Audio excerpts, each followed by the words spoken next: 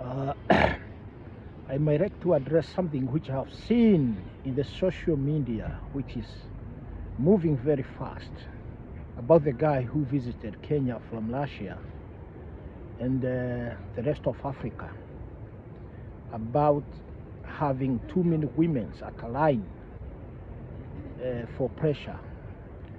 So this is a government project, as I see it, because this thing did not happen yesterday or day before yesterday. It's something which was in the government archives with these the power brokers and the propaganda people.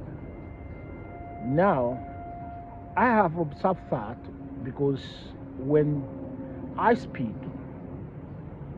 Show Speed was in Kenya, the government has what we call like a hiccup about the politics. The politics came down because the Gen Zs were using bundles,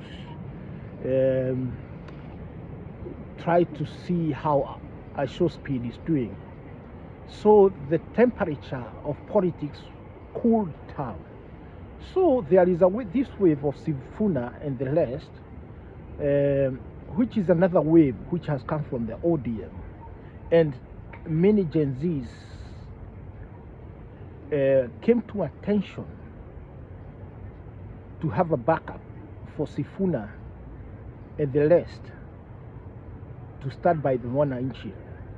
So the government propagandas like in Itube and the rest, they release this stuff about this Russian guy, so to catch up the attention of the Gen Zs and the rest of Kenya, so people not think what is happening.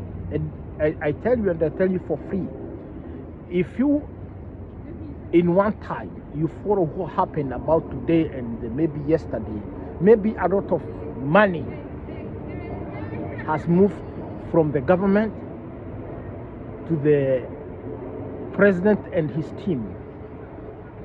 That's why the propagandas are keeping the Kenyans very busy thinking about this guy. Well, this guy is an act of terrorist, because if it is true he has given this women's the HIV, that's an act of terrorism. Because in 20 years to come, those women who has got HIV now from that guy will be multiplied by 1,000 times or even 10,000 times. So in 5 years to come, or 4 years to come, that line of 400 women will be over 20,000 people, including the children who will be born with the HIV. So this guy, the government is supposed to be acting, looking for this guy and being charged by the act of terrorist, because this is not a laughing joke. This is not a laughing matter.